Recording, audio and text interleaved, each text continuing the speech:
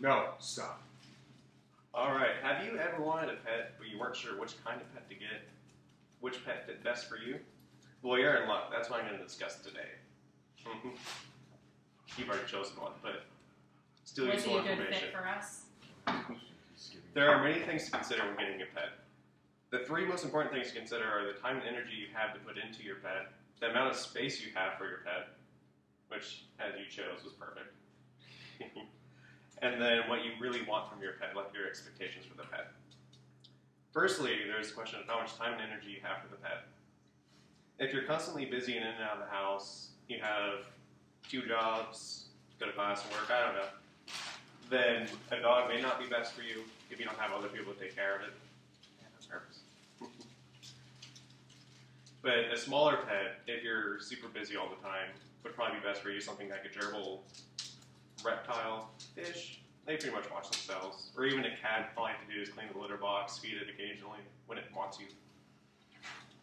And then out of these pests, the cats are easiest to take care of, like I said, because they come to you if they really want you, but most times they don't really care. Cats will, however, generally still demand some attention when you're home, especially if you're not home a lot. The other end of the spectrum, if you have a lot of free time and you're home quite a bit, a dog would be a really good choice for you. You can take it out to walk, play with it all the time, and just show it the love that a dog would generally need. But dogs, like I said, are very high maintenance, so you have to make sure you have a lot of free time for them. The next thing you have to consider is the amount of space you have in your home. If you have a small apartment or a very small home, a large animal is not going to be good for you. A very high energy cat, also not good.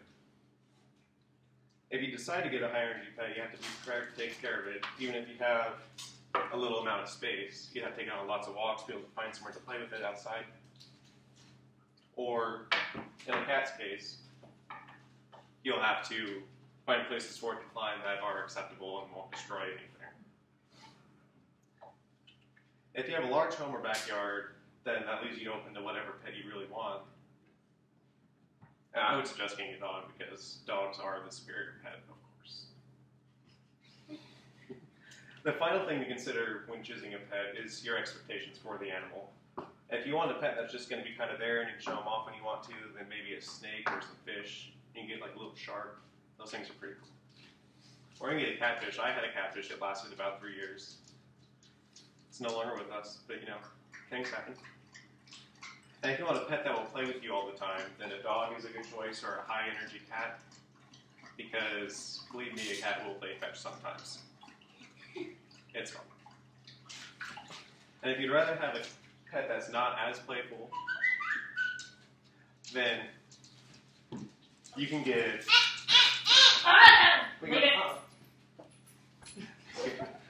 Sorry. Tomatoes are dangerous. If you'd rather have a pet that's not super playful, you can get a calmer adult cat, and they'll come cuddle with you, sit on your lap when you're reading, or sit on your laptop when you're trying to use it. But generally, they won't run all over the place.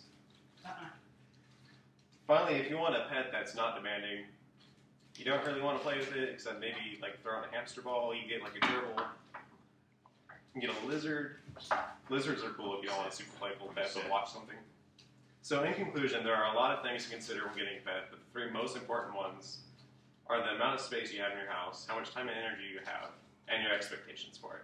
Thank you.